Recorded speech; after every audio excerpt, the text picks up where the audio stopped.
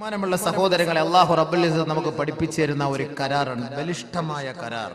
ഈ കരാർ ആരുടെ പേർക്കാ നമ്മൾ നിയത്ത് ചെയ്ത് പറയുന്നത്? ഉസവ്വിജുക അലാ മാ അമറല്ലാഹു തആല ബി.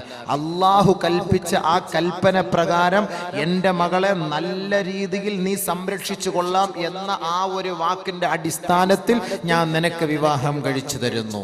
അതാണ് ഒന്നാമത്തെ പോയിന്റ്. ആ പോയിന്റിലേക്ക് കുറച്ച് സമയം ഭർത്താവിന്റെ കടമ ഞാൻ പറഞ്ഞു തരാം. രണ്ടാമത്തെ പോയിന്റ് പിന്നീട് ഇൻഷാ അല്ലാഹ്. മുആവിയത്ത് ഇബ്നു ഹൈദാർ റളിയല്ലാഹു തആല അൻഹു ബഹുമാനപ്പെട്ട സഹാബി തങ്ങളോട് ചോദിക്കുകയാണ്, മാ ഹഖ്ഖു സൗജതി അഹദിനാ അലൈഹി. നബിയേ, ഞങ്ങൾക്ക് ഞങ്ങളുടെ ഭാര്യമാരോടുള്ള ഉത്തരവാദിത്തവും കടപ്പാടും എന്താണ് ഹബീബേ? എന്തടിസ്ഥാനത്തിലാണ് ഒരു ചെറുക്കന്റെ കൈക്ക് പിടിച്ചൊരു ഉപ്പ പറയുന്നത്? അതിന്റെ കാരണം എന്ത്? അടിസ്ഥാനം എന്ത്? എന്താണ് കല്യാണം? എന്താണ് വിവാഹം? സഹാബത്ത് നബി തങ്ങളോട് ചോദിക്കുകയാ, മാ ഹഖ്ഖു സൗജതി അഹദിനാ അലൈഹി. ഞങ്ങളുടെ ഭാര്യമാർക്ക് അവരോട് ഞങ്ങൾ ചെയ്യേണ്ട ഉത്തരവാദിത്തവും കടപ്പാടുകളും എന്തൊന്ന് വിവരിച്ചു തരുമോ നബിയേ? ഒന്നാമത് നബി തങ്ങൾ പറഞ്ഞു, അൻ തുതിഇമഹാ ഇദാ തഇംത. നീ ഭക്ഷിച്ചാൽ അവളെയും ഭക്ഷിപ്പിക്കണമേ, നീ കഴിച്ചാൽ നീ കുടിച്ചാൽ അവളെയും കുടിപ്പിക്കണമേ, അവളെയും നീ കഴിപ്പിക്കണമേ. ഒന്നാമത്തെ പോയിന്റ്, പട്ടിണിക്കിടാൻ പാടില്ല. ഭർത്താവ് നല്ല ഭക്ഷണം കഴിച്ചാൽ അതേ ക്വാളിറ്റിയുള്ള നല്ല ഭക്ഷണം തന്നെ ഭാര്യയ്ക്ക് വാങ്ങിക്കൊടുക്കണം. ഇസ്ലാമിക നിയമമാണത്. അതിന് കഴിവുള്ളവൻ. ഭർത്താവ് വെളിയിൽ പോയിട്ട് നല്ല മട്ടൻ ചാപ്സി, ചില്ലി ചിക്കൻ, ഫഹ്മ്, ബ്രോസ്റ്റ് ഇതൊക്കെ അടിച്ചിട്ട് ഭാര്യ വീട്ടിൽ ചാള തന്നെ എവിടെയും പറഞ്ഞ മീൻ, കേവലം വില കുറഞ്ഞ സാധനം, മത്തി മന്നക്കല മത്തി ഫഹ്മിൻ ഉമ്മത്തി. മത്തി കഴിക്കുന്നവൻ എന്റെ ഉമ്മത്തി പെട്ടവനാണെന്ന് പറഞ്ഞാൽ. അപ്പൊ മത്തി, അതാണ് ഈ മത്തിന്റെ സ്വഭാവം. ഈ പെണ്ണുങ്ങൾക്ക് ഈ മത്തി കൊടുത്തിട്ടല്ലേ അത് വരുന്ന മത്തി എന്ന് പറഞ്ഞാൽ കർണാടകയിൽ അങ്ങ് ദൂരെ വിജയവാഡ എന്നൊക്കെ വരുമ്പോ തന്നെ മൂന്നാം പാത്തിയൊക്കെ കഴിഞ്ഞതായിരിക്കും. പോസ്റ്റ്മോർട്ടം ഒക്കെ ചെയ്ത് കുടലൊക്കെ വെളിയിൽ കിടക്കുക. അതൊക്കെയാണ് നമ്മുടെ താത്താമാര് തിന്നുക. നമ്മളോ ഇച്ചാമാരോ വല്ല ഹോട്ടലില് ഫ്രഷ് സാധനം 87 വരട്ടെ, AK-47 വരട്ടെ, അത് നല്ല ഉണ്ടയുള്ളതാക്കി തരട്ടെ, അങ്ങോട്ട് അത് വെച്ചിട്ട് ഇങ്ങനെ അങ്ങോട്ട് കണ്ടിച്ച് തിന്നിട്ടാണ് ഈ മത്തി തിന്നുന്ന ഈ പെണ്ണിന്റെ അടുക്കൽ പോണത്. ഇത് ന്യായമാണോ? ഇവിടെ എനിക്കറിയില്ല കേട്ടോ. ഇവിടെ അടിച്ചുപൊളി ചാപ്പാട് ഇത് കാണുമ്പോഴേ എനിക്ക് തലവെരുപ്പാണ്. ഞാനിവിടെ വരുമ്പോൾ ആദ്യം പറയും, എനിക്കിതൊന്നും വേണ്ട, എനിക്ക് കഞ്ഞി മാത്രം മതിയേ. കാരണം ഇത് കണ്ട് എൻ്റെ തല പെരുത്തുപോയി. ഇവിടുത്തെ ഫ്രിഡ്ജിലൊക്കെ എപ്പോഴും കോഴിക്കാൽ ഇങ്ങനെ നീണ്ടിരിക്കുകയാണ്, മോർച്ചറിയിലുള്ള സാധനം ഇരിക്കുന്നത് പോലെ. ഈ സാധനം ഇങ്ങനെ നിറച്ച് ഇവിടുത്തെ ഒക്കെ ഫ്രിഡ്ജ് നിറച്ചിരിക്കുക. കോഴിക്കാലിന്റെ കാര്യം ഉസ്താദ് രാത്രി 12 മണിക്ക് പറഞ്ഞാൽ നമ്മുടെ ഭാര്യമാരോട്, പക്ഷെ പൂളയുടെ കാര്യം പറഞ്ഞാൽ നടക്കൂല. ഈ സാധനം ഏറ്റവും വില കുറഞ്ഞ സാധനത്തിന് വിലയില്ല, വില കൂടിയ സാധനം ഏത് സമയത്തും ഒക്കെ. അപ്പൊ ഇവിടുത്തെ കാര്യം എനിക്കറിയില്ല. അതുകൊണ്ട് ഭർത്താക്കന്മാർ മനസ്സിലാക്കേണ്ടത്, ഭാര്യയ്ക്ക് ഇഷ്ടമുള്ള തൃപ്തിപ്പെട്ട ഭക്ഷണം കൊടുക്കണം. നബി തങ്ങളുടെ വാക്കാണ്, നീ കഴിച്ചാൽ അവളെയും കഴിപ്പിക്കണം. നീ പട്ടിണിയാണോ? അവളും പട്ടിണി കിടക്കണം. അവളുടെ ഉത്തരവാദിത്വം ഞാൻ പറയുന്ന കൂട്ടത്തിൽ പറഞ്ഞു തരാം. നീ നല്ല പോലെ കഴിച്ചാൽ അവൾക്കും അതേപോലെ കൊടുക്കണം. ജോലിയൊക്കെ കഴിഞ്ഞു വരുന്നു, ഒരു ഹോട്ടലിൽ കയറി മസാല ദോശ അടിച്ചു. എന്റെ ഭാര്യയ്ക്ക് മസാല ദോശ ഇഷ്ടം. അവിടെ നിന്നുകൊണ്ട് ഒന്ന് കറക്കണം. മസാല ദോശ എനിക്ക് വേണോ? ഞാൻ കഴിച്ചോണ്ടിരിക്കുക. ഇല്ല, നിങ്ങൾ കഴിച്ചിട്ട് വരെ. ഞാനിവിടെ പത്തല് കഴിച്ചു. പത്തല് തന്നെ അതിങ്ങനെ അടുക്കി ഫ്രിഡ്ജിനകത്ത് അതും സൂക്ഷിച്ചു വെച്ചിരിക്കുകയാണ്, പെട്ടെന്ന് ആവശ്യത്തിന് എടുത്തിട്ട് അപ്പളെ ചൂടാക്കി തിന്നാൻ. അപ്പൊ അങ്ങനെ പത്തല് കഴിച്ചു. നിങ്ങൾ വാങ്ങി കഴിച്ചോളി. ഇജാസത്ത് കിട്ടിയാൽ ഉഷാറായിട്ട് കഴിച്ചോളി. ഇല്ലെങ്കിലും എല്ലാം ഒരു പാർസൽ കൂടെ വാങ്ങിക്കൊണ്ട് അവൾക്ക് കൊടുക്കുക. നീ കഴിച്ചാൽ അവളെയും കഴിപ്പിക്കുക. നീ ധരിച്ചാൽ, വസ്ത്രം ധരിച്ചാൽ അവളെയും ധരിപ്പിക്കുക എന്ന് പറഞ്ഞാൽ അതിന്റെ അർത്ഥം എന്താ? നിങ്ങൾ നല്ല വസ്ത്രം ഭാര്യമാർക്ക് വാങ്ങിക്കൊടുക്കണം എന്നാണ് അതിന്റെ അർത്ഥം.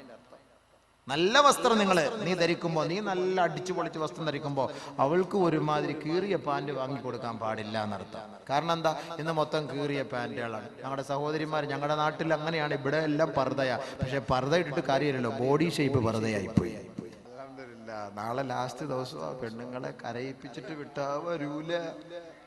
നാളെ ഉണ്ട് വിഷയം, നാളെ ഉണ്ടല്ലോ. നാളെ മരിപ്പിച്ചിട്ടല്ലേ വിടുള്ളൂ എല്ലാരെയും. ഇൻഷാ അല്ലാഹ് നിങ്ങളൊന്ന് ഇരുന്ന് തന്നാ മതി. എത്ര പാവം കിട്ടി മൊത്തം?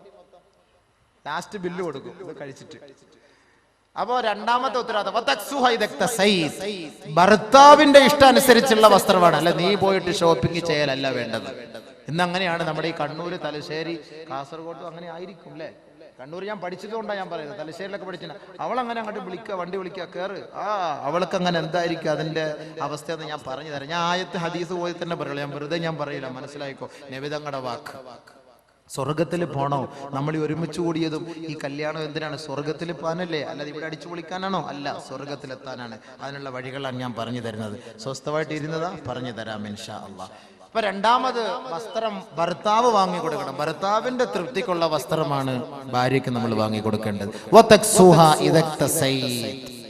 ഇന്ന് ഒരുമാതിരി ഇറുകിയ വസ്ത്രം എന്നൊക്കെ പറഞ്ഞാൽ ആദ്യം ഗ്രീസ് പുരട്ടണം ശരീരത്തിൽ. ഗ്രീസ്, വണ്ടിയുടെ ഗ്രീസ് പറ്റല്ലേ താഴോട്ട് പോകുള്ളൂ. അത്രയ്ക്ക് ഇറുകിയ വസ്ത്രങ്ങളാണ് ഇന്ന് നമ്മുടെ സഹോദരിമാര് ധരിക്കുക. ഒന്നാമത് കൊടും ചൂട്. കാസർഗോഡ് ജില്ലയിൽ, ഞങ്ങളുടെ നാട്ടിൽ നല്ല മഴ. അള്ളാഹു ഈ നാട്ടിൽ നീ മഴ കൊടുക്കണേ പടച്ചവനെ. വെള്ളമില്ല, പള്ളിയിലൊന്നും വെള്ളമില്ല. പരിപാടി ഞങ്ങൾക്ക് ഒരു ദിവസം ക്യാൻസൽ ആയാലും കുഴപ്പമില്ല, നീ നല്ല മഴതാ പടച്ചവനെ. റബ്ബേ, റഹ്മാനായ റബ്ബേ. അത് സങ്കടരാമ്യം പറയൂല. അതെന്താ നിങ്ങൾ ആമ്യം പറയാത്ത? നമ്മുടെ അബ്ബാസിക്ക നിങ്ങളെന്താ ആമ്യം പറയാത്ത? മഴയുടെ കാര്യം പറഞ്ഞപ്പോ ഞാൻ ഇന്ന് തുടക്കത്തിലെ ദുആയിരുന്നു മഴയ്ക്ക് വേണ്ടി. അള്ളാഹു ഭയങ്കര ചൂട്, അള്ളാഹു നീ മഴ നൽകണേ പടച്ചവനെ. അത് വലിയ അനുഗ്രഹമാണ് റഹ്മാനെ. ഈ ആയിരങ്ങൾ ഒരുമിച്ച് കൂടി ഈ പുണ്യമായ സദസ്സിൽ അവരുടെ ബർക്കത്ത് കൊണ്ട്, ഈ ഇൽമിന്റെ ബർക്കത്ത് കൊണ്ട് റഹ്മാനെ ഈ നാട്ടിൽ നീ മഴയും വെള്ളവും നൽകി അനുഗ്രഹിക്കണേ റബ്ബേ. നിന്റെ കുതിർത്ത് കൊണ്ട് നീ അനുഗ്രഹിക്കണേ റബ്ബേ. വെള്ളമില്ല പടച്ചവനെ. കുട്ടികളും കാലികളും വൃക്ഷങ്ങളും സസ്യങ്ങളും എല്ലാം ദാഹിക്കുന്നു പടച്ചവനെ, കഷ്ടപ്പെടുന്നു റബ്ബേ. നിന്റെ അനുഗ്രഹം ഒന്ന് ചൊരിയണേ നാഥ. എത്രയോ മഹാന്മാർ അന്ത്യവിശ്രമം കൊള്ളുന്ന നാടാണ് പടച്ചവനെ. റബ്ബേ, നിന്റെ അനുഗ്രഹം നീ നാട്ടിലേക്ക് ചൊരിയണേ പടച്ചവനെ. നീ കബൂലാക്കണേ അല്ലാഹുവേ. ഞങ്ങളുടെ പാവങ്ങളെല്ലാം നിന്റെ മുന്നിൽ പറഞ്ഞ് ഞങ്ങൾ പശ്ചാത്തപിക്കുന്നു അല്ലാഹുവേ. നീ ഞങ്ങളോട് കരുണ കാണിക്കണേ പടച്ചവനെ. ഞങ്ങളുടെ കുട്ടികളോട്, ഞങ്ങളുടെ മൃഗങ്ങളോട്, ഞങ്ങളുടെ സസ്യങ്ങളോട്, ഞങ്ങളുടെ വൃക്ഷങ്ങളോട് നീ കരുണ കാണിക്കണേ അല്ലാഹുവേ. ഞങ്ങൾക്ക് ആവശ്യമായ അനുകൂലമായ നിലയുള്ള മഴയും വെള്ളവും നൽകി ഞങ്ങളെ നീ സമാശ്വസിപ്പിക്കുകയും സന്തോഷിപ്പിക്കുകയും ചെയ്യണമേ തമ്പുരാനെ. ഇടയ്ക്ക് ഇങ്ങനെ ദുആയിരുന്നോളി, അത് കബൂലാവും ഇൻഷാ അല്ലാഹ്. നമുക്ക് മഴ കിട്ടിയ വലിയ സന്തോഷമല്ലേ. അള്ളാഹു അത് കബൂലാക്കി തരുമാറാകട്ടെ. കാരണം നമ്മൾ ഒരുപാട് പെൺകുട്ടികളുടെ കണ്ണുനീരൊപ്പുന്നതിന് വേണ്ടിയുള്ള പരിശ്രമമാണ് നമ്മൾ ഇവിടെ നടത്തുന്നത്. അപ്പൊ അതിന്റെ പേരിൽ അള്ളാഹു നമ്മളെ സഹായിക്കും. വലിയ സഹായം അള്ളാഹു നമുക്ക് തരുന്നു. അതിന്റെ പേരിൽ അൽഹംദുലില്ലാഹ് അള്ളാഹു നമുക്ക് വെള്ളം തരും, യാതൊരു സംശയവുമില്ല. നിങ്ങൾ ധൈര്യമായിട്ടിരുന്നോളി. അപ്പോൾ ഭർത്താവിന്റെ അനുവാദമില്ലാതെ പോയി വസ്ത്രം എടുക്കരുത്. ഒരു ഭർത്താവ് ഇഷ്ടപ്പെടുന്ന വസ്ത്രം. അപ്പോൾ മോഡേൺ വസ്ത്രം വാങ്ങിക്കൊടുക്കാതെ അവളുടെ ഔറത്ത് മറഞ്ഞു കിടക്കുന്ന മാന്യമായ വസ്ത്രം ഭർത്താവിന്റെ അനുവാദത്തോടുകൂടി ഭർത്താവ് വാങ്ങിക്കൊടുക്കട്ടെ. രണ്ടാമത്തെ ഉത്തരവാദിത്വം.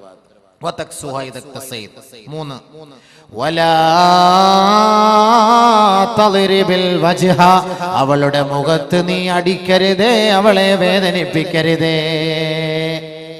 അടി ഇവിടെ ഉണ്ടോന്ന് അറിയില്ല. അടി ഞങ്ങളുടെ നാട്ടിലൊക്കെ അടിയുണ്ട് ഭാര്യയ്ക്ക്. കാരണം എന്ന് പറഞ്ഞാൽ ചില സന്ദർഭങ്ങളിൽ ഓക്ക് രണ്ട് കൊടുത്താലേ പറ്റുള്ളേ. അത്രയ്ക്ക് പ്രശ്നങ്ങളാണ്.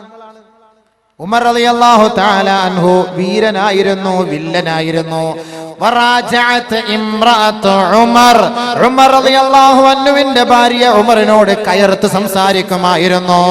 മക്കക്കാരികളായ പെൺകുട്ടികൾ ഭർത്താക്കന്മാരോട് കയർത്ത് സംസാരിക്കുമായിരുന്നു. ഒരു ദിവസം മഹാനായ ഉമർ റളിയല്ലാഹു അൻഹു ഹബീബായ റസൂലുള്ളാഹി തങ്ങളുടെ സവിധത്തിൽ കടന്നു വന്നുകൊണ്ട് പറയുകയാണ്, യാ റസൂലല്ലാഹ് ദഇർനൻ നിസാഉ അലാ അസ്വാജിഹിൻ. ഭർത്താക്കന്മാർ, ഈ നാട്ടിലുള്ള ഭാര്യമാർ തന്റെ ഭർത്താക്കന്മാരുടെ മേൽ കയർത്തു സംസാരിക്കുന്നു നബിയെ. അതുകൊണ്ട് അവരെ അടിക്കാൻ അനുവാദം നൽകണം ഹബീബേ. അവരെ അടിക്കാനുള്ള അനുവാദം അവിടുന്ന് നൽകണം യാ റസൂലല്ലാഹ്. ഉമർ റളിയല്ലാഹു തആല അൻഹു പറയേണ്ട താമസം നബിയുനാ റസൂലുള്ളാഹി തങ്ങൾ ഫറഖസ ബിളർബിഹിൻ, ഭർത്താക്കന്മാർക്ക് ഭാര്യമാരെ അടിക്കാനുള്ള അനുവാദം നൽകി. തട്ടിക്കോ ഉമർ റളിയല്ലാഹു അൻഹു. ഉമർ റളിയല്ലാഹു അൻഹുവിന് അങ്ങനെ അനുവാദം കിട്ടിയാല് വിടുവോ? സാധനം ആരാ അത്? കാഞ്ഞങ്ങാട്ട് നിന്ന് കാസർകോട്ടേക്ക് ഉമർ റളിയല്ലാഹു അൻഹു വരുന്നു. കാസർകോട്ടിൽ നിന്ന് കാഞ്ഞങ്ങാട്ടേക്ക് ശൈത്താൻ വരുന്നു പറഞ്ഞാല് ശൈത്താൻ കാസർകോട്ട് നിന്ന് മംഗലാപുരം വഴി നേരെ ബാംഗ്ലൂരോ മൈസൂറോ ചാടിക്കളയും. കാരണം എന്താ? ഉമറിനെ പേര് കേട്ടാ തന്നെ പേടിയാ ശൈത്താൻ. ആ ഉമർ റളിയല്ലാഹു അൻഹുവിന്റെ കൈപ്പത്തിയുമായി വരികയാണ്. എന്തിന്? അടിക്കാൻ. കൊടുത്തില്ലേ അടി ഭാര്യമാരെ. ആടി മക്കാരായ സഹാബാക്കള് മുഴുവൻ അങ്ങോട്ട് തുടങ്ങി ആടി ഭാര്യമാരെ. എന്ന് പറഞ്ഞാൽ കയർത്തങ്ങോട്ട് സംസാരിക്കണം. ഇന്നും അറബിച്ച് പെണ്ണുങ്ങളുടെ സ്വഭാവം അറിയോ? ഗൾഫിൽ പോകുന്ന പെൺകുട്ടികൾ, ഗൾഫിൽ പോകുന്നവർക്കറിയാം അവിടുത്തെ പെണ്ണുങ്ങളുടെ സ്വഭാവം. അറബികൾ പൈസ ആദ്യം വാങ്ങിയിട്ട് പൈസ കൊണ്ടുപോകുന്ന ഉടനെ പോക്കറ്റിൽ നിന്ന് ആദ്യം എന്ന് പറഞ്ഞിങ്ങനെ ഒറ്റ പിടിയാ. അതിനു മുമ്പ് 5000-16 റിയാൽ കിട്ടിയാൽ ഒരു 4000 റിയാൽ വണ്ടിയുടെ സീറ്റിൽ ഒളിപ്പിച്ച് വെക്കും ഭർത്താക്കന്മാര്. 6000 റിയാൽ പോക്കറ്റിൽ വെക്കും. കാരണം എന്താ, പോയ ഉടനെ കയറിഞ്ഞ് പിടിക്കും. അത് അങ്ങനെയാണ് അവിടെ. അപ്പൊ അത്രയ്ക്കും കയർത്ത് അറബികളുടെ ഒരു സംസ്കാരമായിരുന്നു. അങ്ങനെ കയർത്ത് സംസാരിക്കുമായിരുന്നു. ഭാര്യമാരങ്ങനെ കയർത്ത് സംസാരിച്ചു. ഭർത്താക്കന്മാർ അടിയും തുടങ്ങി. രക്ഷയില്ല. ഒരു ദിവസം അതാ പാതിരാത്രി അള്ളാഹുവിന്റെ റസൂലിന്റെ വീട്ടിലേക്ക് സ്ത്രീകളുടെ മാർച്ച്. ജാനു അല്ല ആദ്യം മാർച്ച് ചെയ്തത്. ജാനു ഒന്നും അല്ല ആദ്യം മാർച്ച് ചെയ്തത്. അട്ടപ്പാടിയിലെ ജാനുവാണോ മാർച്ച് ചെയ്തത്? നിങ്ങൾ അറിഞ്ഞോ? അല്ലല്ലല്ല. ലഖദ് താഫ ബിആലി ബൈതി മുഹമ്മദിൻ സല്ലല്ലാഹു അലൈഹി വസല്ലം യഷ്കൂന അസ്വാജഹുൻ. ഒരു ദിവസം പാതിരാ സമയമെത്തിയപ്പോൾ ആയിഷ ബീവിയുടെ വീടിന്റെ ജുമ്മറപ്പടി നിറയെ സ്ത്രീകൾ ബഹുമാനപ്പെട്ട നബിയുനാ റസൂലുള്ളാഹി തങ്ങളുടെ മുബാറക്കായ വീടുകൾ വലയം ചെയ്തുകൊണ്ട് സ്ത്രീരത്നങ്ങൾ അതാ സിന്ദാബാദ് വിളിക്കുകയാ. ആരെ കുറിച്ച്? വീടില്ല, വസ്തുവില്ല, ഭൂമിയില്ല, ഞങ്ങൾക്ക് പട്ടയമില്ല, വെള്ളമില്ല, മണ്ണെണ്ണയില്ല, റേഷനറി ഇല്ല, അതൊക്കെ ഞങ്ങൾക്കുണ്ട്. യഷ്കൂന അസ്വാജഹുൻ. തന്റെ ഭർത്താക്കന്മാരെ കുറിച്ചുള്ള പരാതിയാണ്. നബിയേ, മഹദിയേ, ഞങ്ങളുടെ ഭർത്താക്കന്മാർ ഞങ്ങളെ വല്ലാണ്ട് തല്ലുന്നു, അതിനുള്ള പരിഹാര മാർഗം കാണണം. അള്ളാന്റെ റസൂലിനോട് ആയിഷ ബീവി പറഞ്ഞു, ഇതാ ഈ സ്ത്രീ സമൂഹം വന്നുകൊണ്ട് അവരുടെ ആവലാദികൾ പറയുന്നു, നബിയെ, അവരുടെ ഭർത്താക്കന്മാർ അവരെ വേദനിപ്പിക്കുന്നു, അടിക്കുന്നു എന്ന പരാതിയുമായി വന്നിരിക്കുകയാ. അള്ളാന്റെ റസൂൽ പരസ്യ പ്രഖ്യാപനം നടത്തുകയാ. ലൈസ ഉലൈക ബിഖിയാരിഹിം. ഭർത്താക്കന്മാരെ, ഭർത്താക്കന്മാരെ, നിങ്ങൾ ആരെങ്കിലും തങ്ങളുടെ ഭാര്യമാരെ അടിക്കുന്നുവെങ്കിൽ അവർ നല്ല സംസ്കാരമുള്ളവരല്ല, അവർ നല്ലവരെ അല്ല, അവർ നല്ലവരെ അല്ല. അടിക്ക് പരിസമാപ്തി കുറിച്ചുകൊണ്ട് നബിയുനാ റസൂലുള്ളാഹി തങ്ങൾ ഓർഡിനൻസ് പുറപ്പെടുവിച്ചു.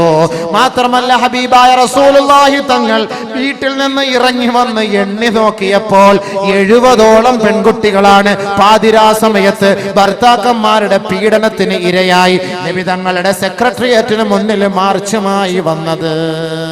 പാതിരാ സമയത്ത് 70ഓളം പെണ്ണുങ്ങൾ.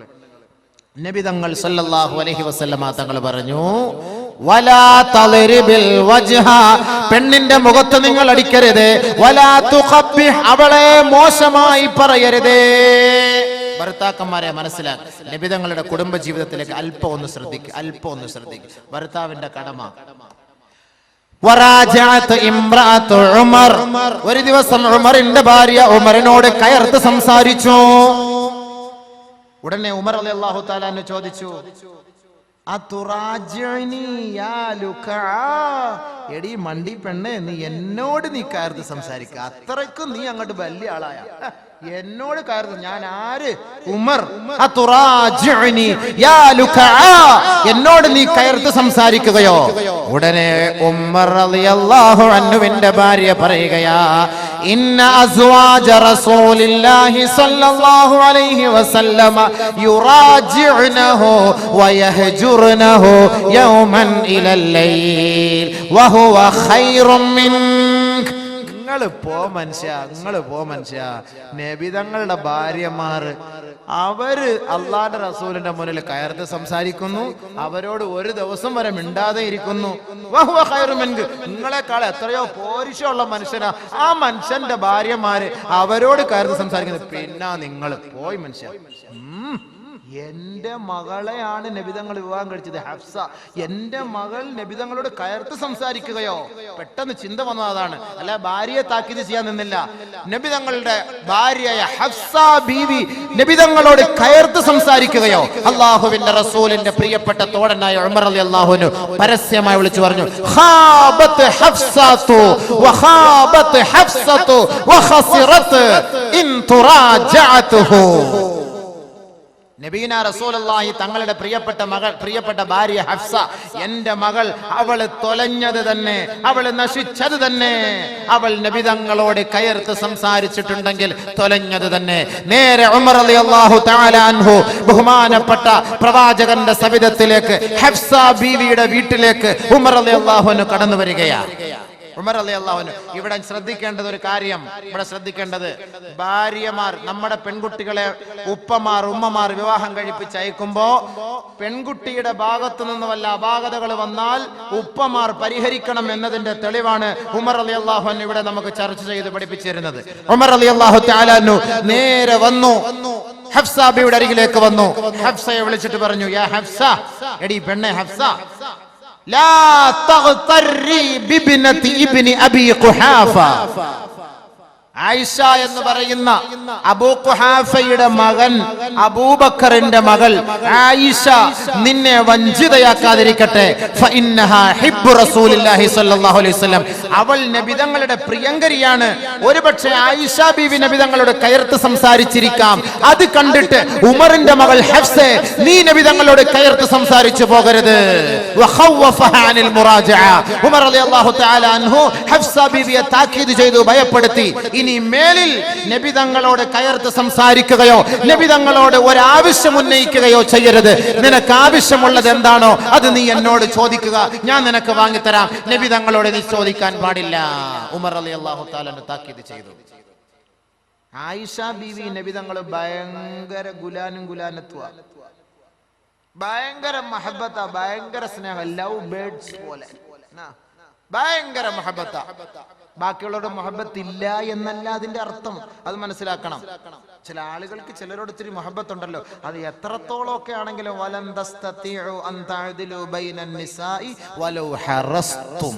നിങ്ങൾ എത്ര ആഗ്രഹിച്ചാലും എല്ലാരെയും അങ്ങോട്ട് ഒരേപോലെ അങ്ങോട്ട് അഡ്ജസ്റ്റ് ചെയ്ത് കൊണ്ടുപോകാൻ അത് ഇത്തിരി ബുദ്ധിമുട്ടാണ്. പക്ഷേ ബാഹ്യമായ നിലയിൽ എല്ലാവരെയും ഒരേ കണ്ണുകൊണ്ടായിരിക്കും നബി തങ്ങൾ കണ്ടിട്ടുള്ളത്, കാണുന്നത്, പ്രവർത്തിച്ചിട്ടുള്ളത്. സ്നേഹം അത് ചിലരോട് ഒരു ഇത്തിരി അല്പസ്നേഹം കൂടും, അതുകൊണ്ട് ബാക്കിയുള്ളവരോട് സ്നേഹം ഇല്ല എന്നല്ല അതിന്റെ അർത്ഥം. ഭർത്താക്കന്മാരുടെ ഉത്തരവാദിത്തം, ഭാര്യമാരുടെ കടമ നാളെ പറഞ്ഞാൽ മതിയല്ലോ. ഭർത്താക്കന്മാരുടെ പറഞ്ഞു തീരുമ്പോഴത്തേക്ക് ഏകദേശം സമയമാകും.